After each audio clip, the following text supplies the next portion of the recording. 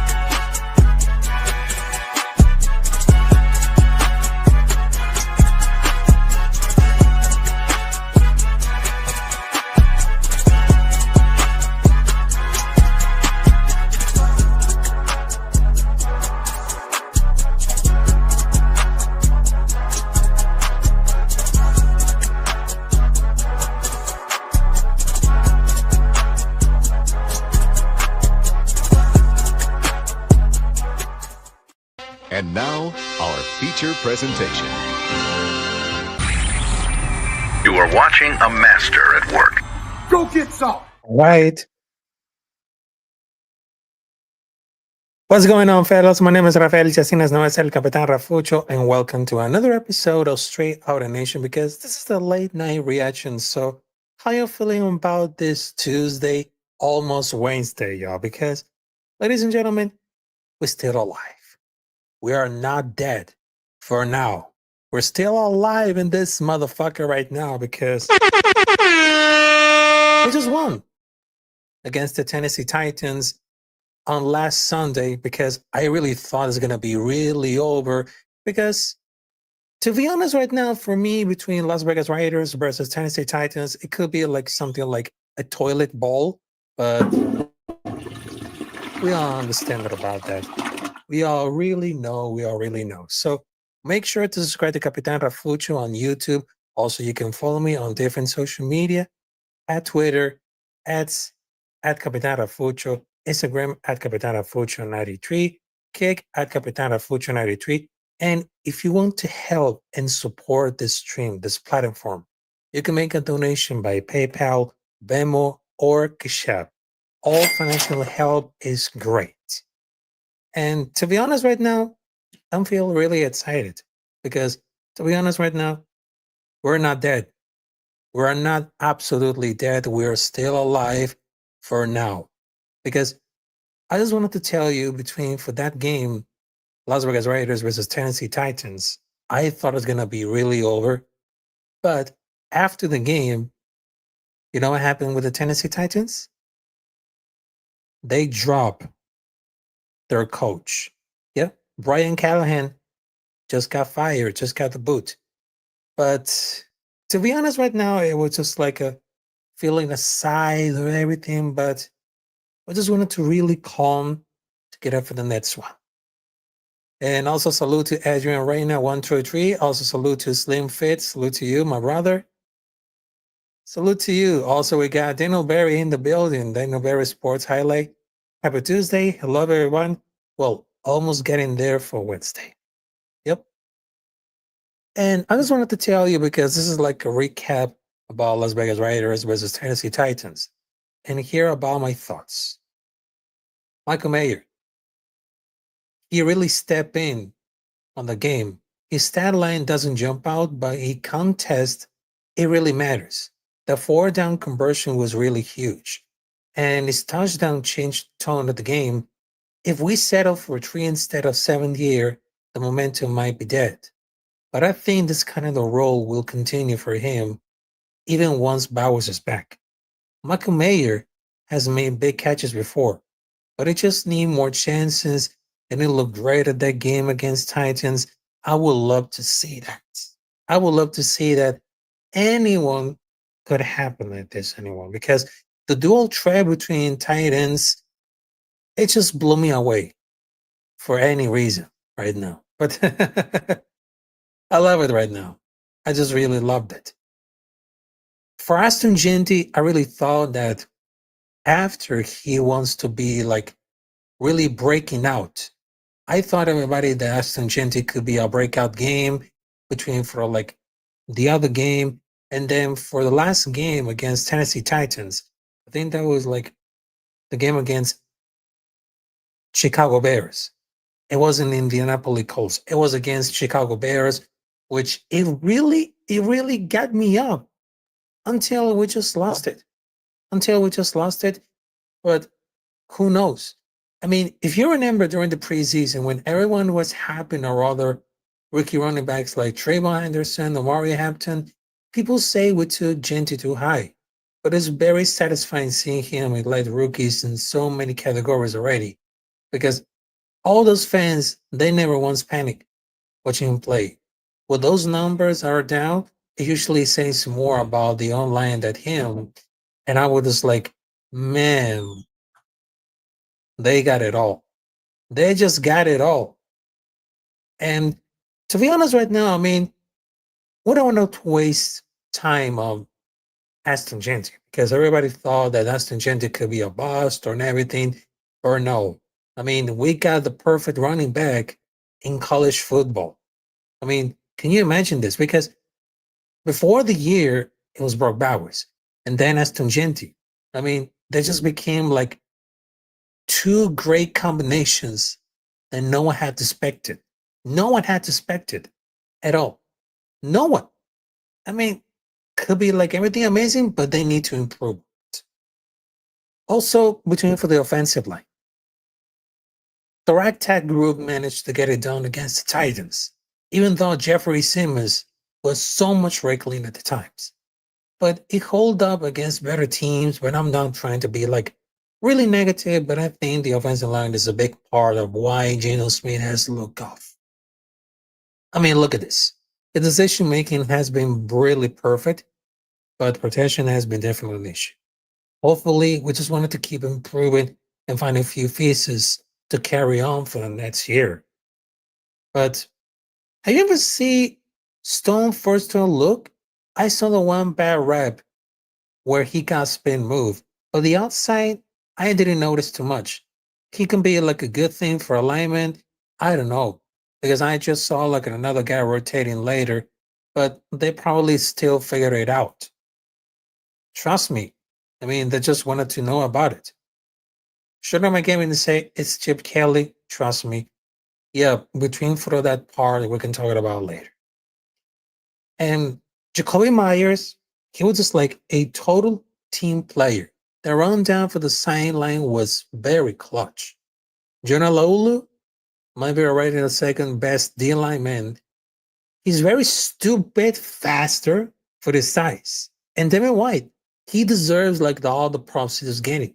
Showing up, he was such a great pickup because if the people still remember like 2020 against Bucks, when he chased down Ruggs by behind, he's always been special. Always been really special. But I mean, they look really thin better. And there's another player who became part of this game, that win, that W against Tennessee Titans.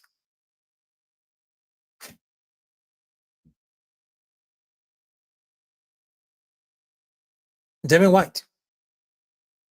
But I gotta tell you for this right now. I mean, he's not that just a good coverage linebacker. Because if I recommend you to watch like one of my partners, one of my brothers, Tape Don't Lie, they do a good job pointing out all the issues that he has in pass coverage. But special teams, I mean, the only bad thing is special teams. Because they just wanted to need to improve, but there was like a shit show, but they need to a lot of improvement. I mean, the main thing that gets a lot of hope for that year, if it Brock Browers comes back and Geno settled down, our defense is gonna be very good enough to keep us in the most games. It's only when the offense and special teams start shooting themselves in the foot that the team starts to look average. I mean, if we win next week, we are 3-4 heading to the bye. If they told me I had the 3-4 before the season started, I wouldn't be mad about it. I would have been stuck, but it's not like where truly everybody can fit the massive TO differential pulse by. But what are those issues? What are the other issues that we got? The offense now is center play. Murder gets blown every time, and this team cannot convert short yardage or consistently run out the middle. All the Yankees' success has come to stretch, pitch, and even toss plays. And where they got stuff outs and quarterback sneak and short yardage situations consistently. I mean, he could be like one of the worst players that I ever seen on the spots. Like I tell you this, folks, move Jackson Powers Johnson to center and then resolve the problem. Did they have like a center or guard? How well did he play? Because they didn't get the game here. And they had the guard. He looked good. It was Meredith who was getting killed again. So they can get the games what happened. But it's just like they don't really mix it. They don't really mix it up. But I thought, don't let it get anything. Don't let it get anything could happen. But thank God we're just still alive. We're not dead. And we're not losers anymore. I mean, I thought we had potentially getting the award for the best, well, worst team ever. But at the end of the day, it was New York Jets who has a worst record of allowing sits. And we proved that we are not the worst team in the league. I mean, they're really expected to find it the Goldilocks zones, but they don't make it to the playoffs and don't get it used draft pick either. I mean, I was hoping to like get into the win, but we still got a lot of chance. We still got a lot of chance. But shout out to Michael Mayer. He was overcoming adversity at all. It was a good game. I mean, they need Bowers to get healthy so we can finally get the dual tight end trade we've been dreaming of. I mean, but it's like really shame how Geno Smith throwing balls at him. But in all the adversity they had to deal to overcome that shit. So this is like the perfect story for adversity. It was a great pleasure, to be honest. I mean, we just won, but and we got to see really enough. It was good as we are. There should be like win for the next week.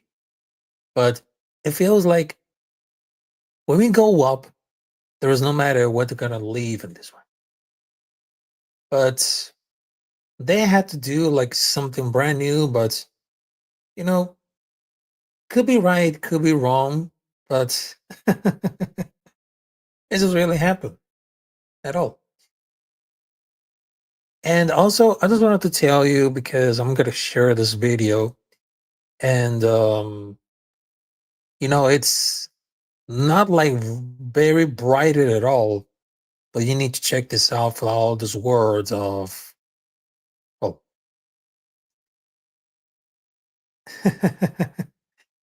Those words from Derek Carr, the number 4. Yep, the number 4. Because you need to really check this out because if you had to see like all those words coming up there, so probably they're gonna shoot. Probably they're gonna shoot like something might to agree or disagree, but you know what? I'm gonna do for the look at it this way now. All right, so let's see what they got right now. No, because I know that's something that I wasn't happening like everything at all. Aha, there you go. All right, so you need to check this out for Derek Carr talking about Geno Smith. Okay, Raider fans, I understand the frustration. Look, you've been frustrated at me before, all right? I understand. I've been there, okay? But let me say this to Geno Smith. Geno, I understand the frustration. I understand the ball. It's like, what tip ball that gets Pele? Like, I understand the heart, the boiling. I understand. But guess what, Gino? You're a good football player. All right. Throws that you've made. All right. And here's the most beautiful part about it all. On Wednesday, they put that ball down and you practice again. On Thursday, but you're doing a walkthrough. And on Sunday, most importantly, all right, they're putting that ball down.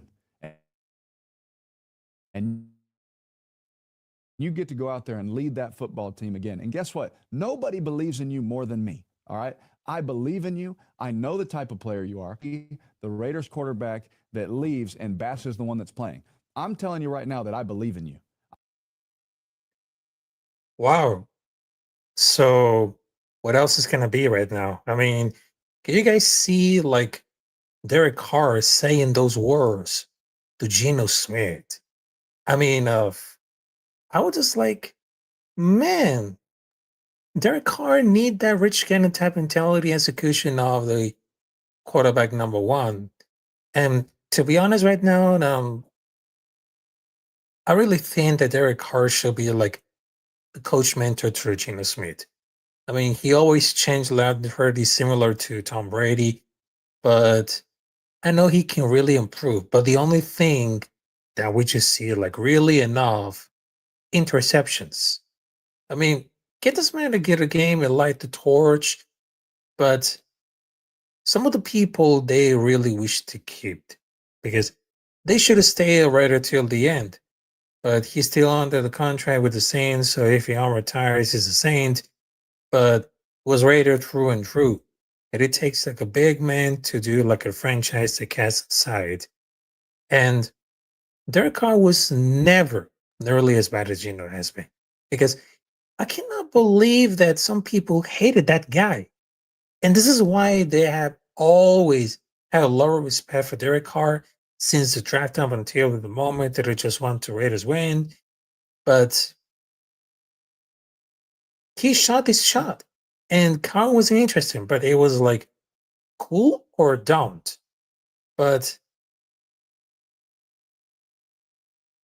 some of those fans don't deserve it how they traded him. Because some of those fans that say, man, I feel bad that I'm talking about this shit right now. But wasn't constantly talking shit or maybe don't. But I just realized that between for like Geno Smith, they notice about like very small, but could be like the answer. I mean, if you don't have one, you better get one. If you don't have a great one, you can't win. If you settle on an okay one, you're done. I mean, it was like the very close, and having a good quarterback is obviously huge, but they need like a recursion of competence. So they just wanted to throw like young quarterbacks into the grinder and hoping that they'll magically fits the team. But check out for another team's career now, right now. I mean, what can I tell you? I mean, they never had like a franchise quarterback for several years, but they finished with a winning record. I mean, looking at the Bears, who had taken seriously quarterbacks and still got a really a mess. But here's a problem about that. As I go in off of Kasi Raiders, salute to you. Also, we got Leandro. Hope you're well, bro. Thank you very much. Also, we got Earl C99, as known as Eric Cole. Salute to you. But here's the problem about like everything. People seem to focus all the guys who did pan out and forget like the guys who didn't. That's why quarterbacks are being like overdrafted. For every Jenny Daniels, there is a Mitch Trubisky. The other issue is some guys need time, study reps, on top of a good coaching to develop. But many teams, the owners are less patient than us. They want to expect to see results immediately. They expect for like every quarterback draft high to be like Jaden Daniels, as like out of the game, but we see it like doesn't often work. Just like Zach Wilson, Trey Lance, Anthony Richardson, Bryce Young. if we look at those guys who struggle and win young, Pelato Frau shit, like Baker Mayfield, Sam Donald, Gino, I mean, maybe Mac Jones, but this is seed in the second, third, fourth team, and they usually get good coach in a stable franchise that it doesn't turn over coaches every couple of years, expecting to be able to hit a reset switch over and over and over and instantly. But between for like the quarterbacks, it became something like real deal. But you can really fix it all. Really, really, really fits it all because there's like another options coming up there. When Pizzo's hired with a 3-year plan with his contract, and between for like Geno Smith, I mean, they might be having to go hope, but I don't think between for like the currency, everything gonna happen because all the people who just wanted to throw him out of the boss with Geno Smith, but so far has through 6 games, he had thrown like more than 1,035 yards, 7 touchdowns, and 10 interceptions. Turnover issues are real. And it seems like a fairy tale. His best performance was only at the week 1 against New England. But as bad as the numbers are, they're really bad. Their interceptions have really crushed him, and they crushed us. Because he forced a lot of the tight throws with his under the looks and the grade, but he's always thrown a lot of picks. He's 34 and probably is going to stay for the teamish like physically, so I'm not really sure that I'd see like a drastic turnaround. And I will be surprised to be on the roster next year. But probably if they're going to really happen a lot, I don't know, man. But they don't think that Kenny Pickett wins the Raiders, but Gino has been actually losing games. Wins against the week number 1 Patriots and Titans did not change that. I mean, you don't get benched for fairly playing poorly. You get benched for being worse than the person behind on the depth chart. And the online has been so much horrible. You can't bench them because there is nobody better behind them. I mean, could be like the best or the worst. Because he has seriously need to know what is going to ready to take the spot if he continue to be like straight really yes. They need to put a lot of pressure and make him earn that starting job. If Kenny Pickett isn't making enough to him, like they need to do something else. They're going to be benching him. But his performance last year deserves part of the bench, not a contract. And people that are quick to blame the run game or the online or the offensive coach and really defeat it. I never saw that. I saw the quarterback that made poor pre-snap reads, late throws, and threw off soft target enough to impact yardage. Despite what they say publicly, Chris ain't gonna wonder who's gonna align when he was in Seattle. Absolutely 3-3, but I don't think 4-2 is gonna be like out of the question. But I don't really think that Pete Carroll's gonna bench him unless his personality becomes really toxic. Because as part of the why Carroll was fired in Seattle, he's loyal to fault staffers and players, and he was like a hard time making the tough decisions. That being said, because new one, not a top wrestler as far as skills as position players goes, it is way too early to freak out about Gino. Plenty of time to right the ship off the fan base of franchise that have been struggling for baiting patience at all. Because I mean, there's nothing gonna happen like this one. I mean, some people they just wanted to see like, oh, I love to see Geno Smith on Silver and Black. I mean, he's a Raider, but he just went for what if to what the fuck. I mean, they're just bent it. I mean, if Geno plays like everything for like the last 3 years, we should have beat the Chargers, the Bears. I mean, he went for winning coaches or losing one. Simple as that. And you would see like another quarterback like Sam Darnold. He looked really decent. He wouldn't be in a Jobston fight here. But some people didn't want to release their card or something like that. When they're pounding the table for Barker, Baker Mayfield, Now he looks like an all pro. He wouldn't crash and burn there. Changing the culture is the hardest thing when you do like a team business. But people got really mad when they need practice. But it's all the truth. They need reps, the chemistry to develop, especially with our many young, experiencing players. And the injuries are tight ends and offensive line. And when we got so far. What did he get so far? And some people did just say that he didn't change the culture by himself in Seattle. And they're winning culture. I don't think that has what it takes anymore. But now plays very well. But the team he plays longer for outlier. I mean, compare like at a team no quarterback has done well. So is the real quality, and there's like an anomaly to want to go for another team. Even the only difference that we like the issue has to go to assume, but they need to stop digging it through like other teams trash looking for a quarterback. And I was guarantee that we don't want to waste a lot of damn time. I mean, no. I mean, they're supposed to be that we show up yet, but between for like their interceptions, I mean, that needs a lot of change. That needs to look at a lot of change. And you might be like really to do about for like his accuracy.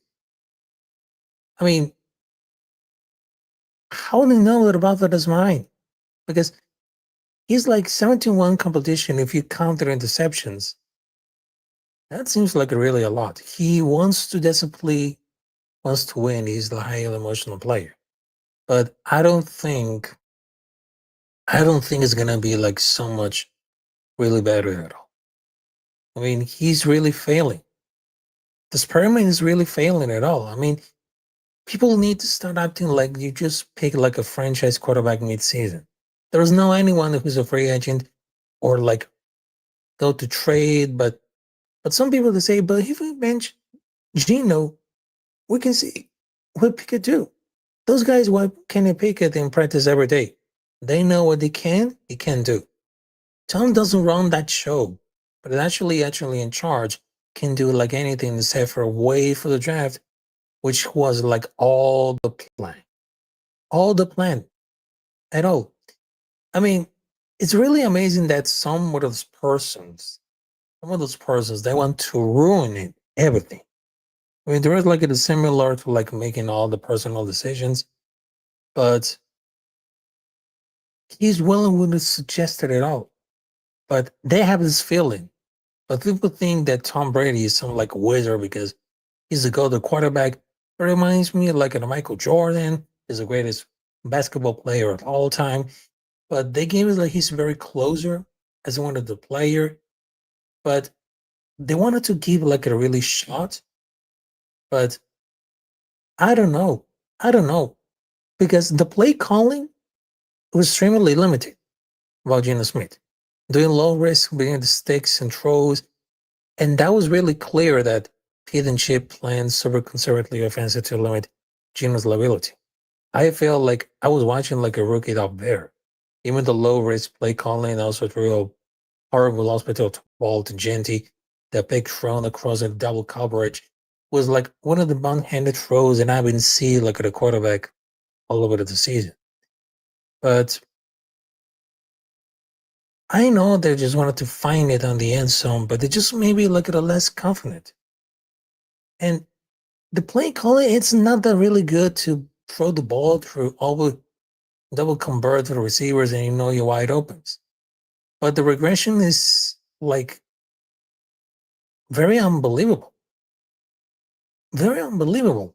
I mean, not a lot of the statistics, but they gave every opportunity to Geno Smith to play it safe, and that dude still throws an interception.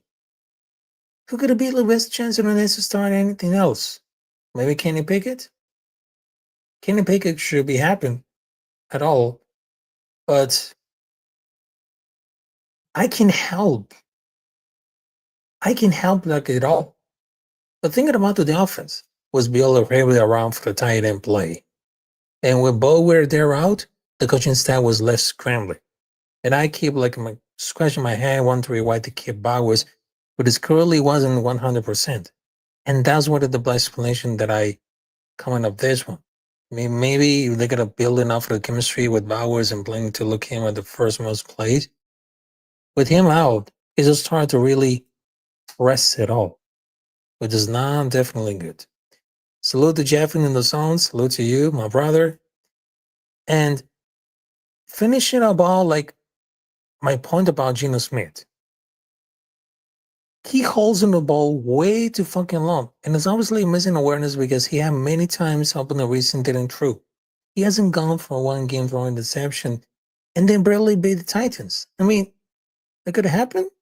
I mean, the rookie script they give to Geno Smith. They have more enough talent to all the Geno is to like manage games and not turn the ball over. When Geno gets the balls with skill plays and space underneath and more capable of turning small games into the huge plays like Tucker today or Genty last week, and more consistently Geno without turning the ball over, the more deep plays we're not putting up, but all those things they get pretty much walking off of the Titans. And they have the offensive line to play off of the potential it will have with a bigger margin. I got it all. But it seems like between for those words of Derek Carr, I mean, it's just really too straight up. And I'm not thinking about like who's going to defend or who's going to trash talk, because the reason why that Derek Carr, I mean, they just really left him because he just wanted to experiment some new horizons. But it seems like some of those fans, they really needed so bad Derek Carr. They needed so bad. But we trained for like accuracy, the yardage, red zone, everything.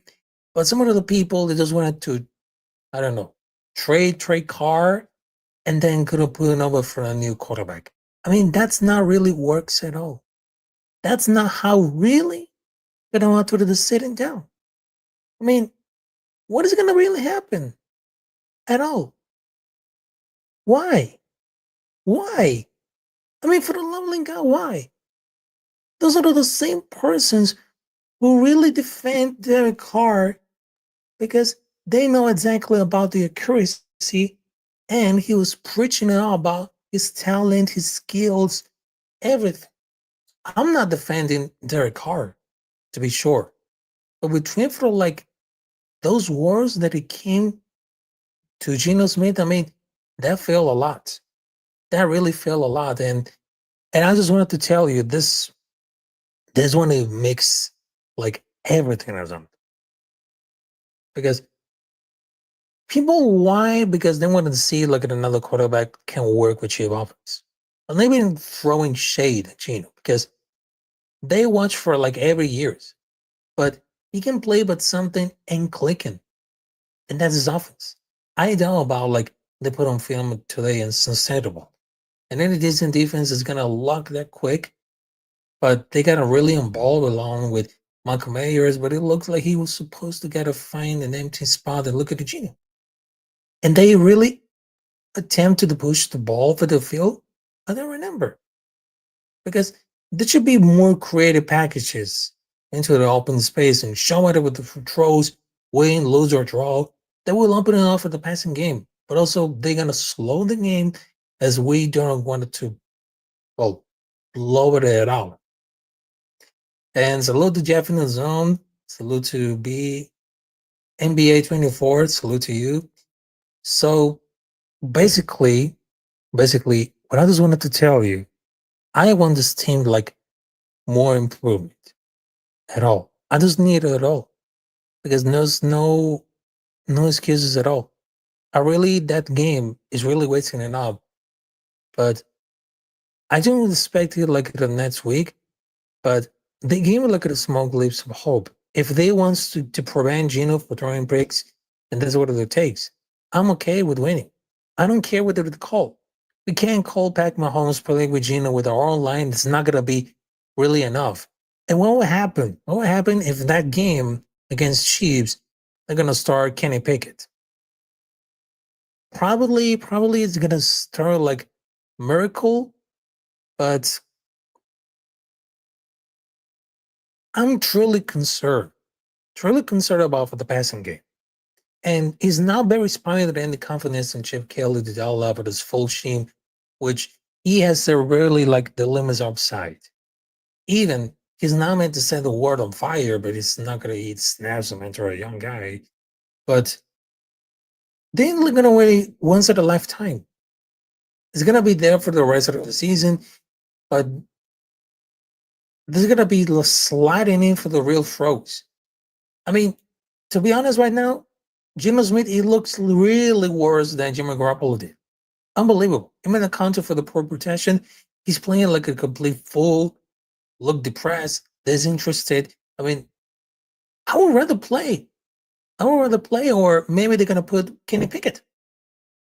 He has a winning mentality, even for his arm strength. The team isn't that great, but we know that if we wanted to draft a future quarterback, maybe in the next draft, we might go to somebody who plays with a little bit of passion. And they're not going to get in around. Not anymore. Not anymore at all. All right. So, ladies and gentlemen, because I know that I have 40 minutes to do the show between Straight Outta Nation, because I was talking about like we're still alive. We're still getting alive after that win against Tennessee Titans. And then Ryan Callaghan got the boot. And I was talking about Geno Smith. Yeah, because to be honest, right now, I'm not even glazing at all. So I was talking about very straight about my reactions and, of course, a little bit of my concerns and the topic between, well, Geno Smith. And here's another thing about like something that I was missing. Chip Kelly. Chip Kelly at all.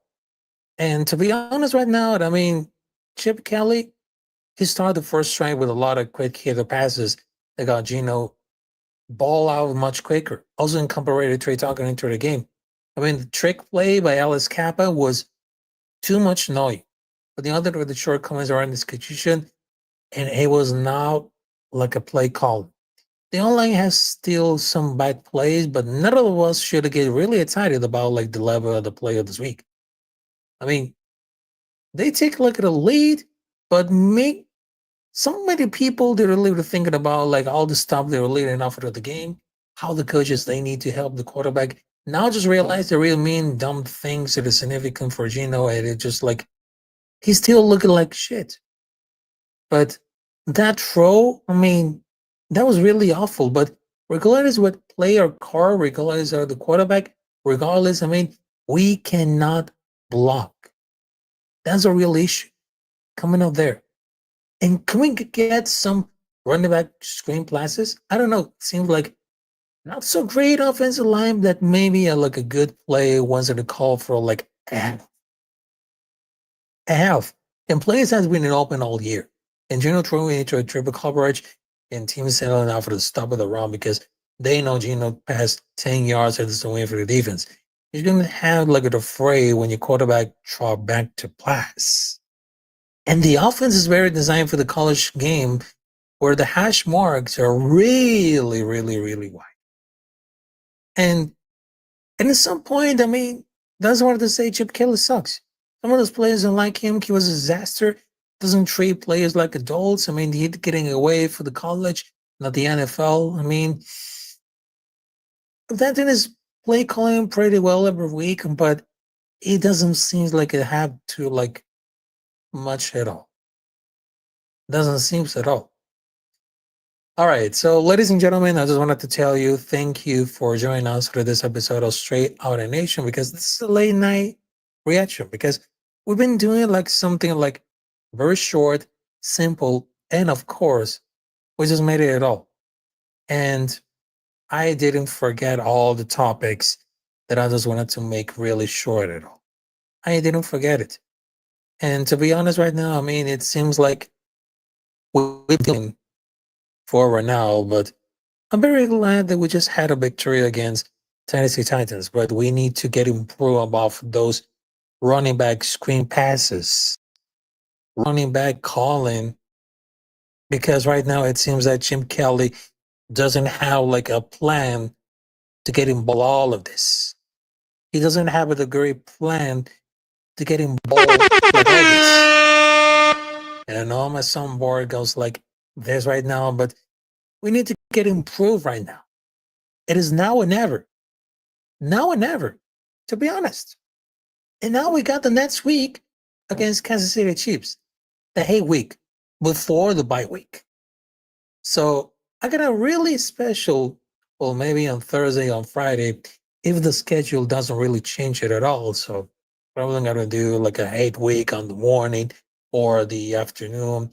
I don't know about you guys. But thank you very much to having us at this special episode. Well, another episode of Straight Outta Nation, because this is a late night reaction between Las Vegas Raiders versus Tennessee Titans, and we're still alive for now because we had a record of 2 wins and 4 losses, and we got for the next week, we got against Kansas City Chiefs, along with those Swifties coming up there. Along for the Swifties, Taylor Swift, Patrick Mahomes, the referees, everything. Everything at all. All right. So we got some of the results coming out there on last Sunday, which is they have like the week number 6 of the NFL. So you might probably check this out right now. All right. So between for like the week number 6, the New York Giants finally had the audacity to win against Philadelphia Eagles. It was just like a classic rivalry when Giants beat Eagles. Then Broncos won over Jets. Seattle Seahawks win against Jacksonville Jaguars. Los Angeles Chargers, they have finally won against Miami Dolphins. Also, Los Angeles Rams won 17 against Baltimore Ravens with 3 along with Cooper Rush. And no, there is no Lamar Jackson. Colts, they just won against Cardinals 31-27. Carolina Panthers, in a bloodbath battle, they just won against Dallas Cowboys 30-27. New England Patriots, they just won 25 against New Orleans Saints with 19. Also, Pittsburgh Steelers, they still got the W. 23 against Cleveland Browns with 9. Also, we got Raiders, we just won 20 against Tennessee Titans with 10. And Tampa Bay Buccaneers, they just won against San Francisco 49ers with 19. And Green Bay Packers still got the W against Cincinnati Bengals 27-18. And the Kansas City Chiefs, they just like really won it at all and in close battle against Detroit Lions 30-17. Atlanta Falcons, they really shocked a lot to win against Buffalo Bills, including Josh Allen. Even he was really shocked. And Chicago Bears, they just won against one of the Commanders known as the Redskins, 25-24. It was just like very close game that we didn't see like all the details, but those replays, I mean, that was like, man. And between for the week number 7, they have Steelers versus Bengals. Also, we got Los Angeles Rams versus Jacksonville Jaguars on London. That could be like the last one of the international games. Philadelphia Eagles versus Minnesota Vikings. New England Patriots versus Tennessee Titans. Carolina Panthers versus New York Jets. Miami Dolphins versus Cleveland Browns. New Orleans Saints versus Chicago Bears. Las Vegas Raiders versus Kansas City Chiefs. Indianapolis Colts versus Los Angeles Chargers. New York Giants versus Denver Broncos. Green Bay Packers versus Arizona Cardinals. Washington Commanders, as known as Redskins, versus Dallas Cowboys. Atlanta Falcons versus San Francisco 49ers. Tampa Bay Buccaneers versus Detroit Lions. And last but not least, Houston Texans versus Seattle Seahawks. So I just wanted to tell you, thank you very much for joining us at this episode of Straight Outta Nation. Make sure to subscribe to Capitán Rafucho, and you can follow me on different social media. Twitter at Capitán Rafucho, on Instagram at Capitán Rafucho 93, on Kick at Capitán Rafucho 93. And if you can help to support this channel, this stream, you can make a donation by Cash App, Venmo, or PayPal. All financial help is good.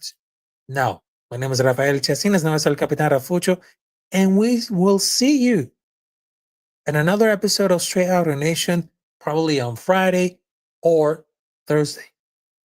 And of course, on Wednesday, I'll be right back with my co-host Saying Senate to provide the preview of UFC Vancouver and the review of UFC Rio de Janeiro. So thank you very much. As now as everything, and I just wanted to tell you, just like Gustavo Cerati, before this show ends. Gracias totales. Thank you very much. We'll see you there next time. Take care.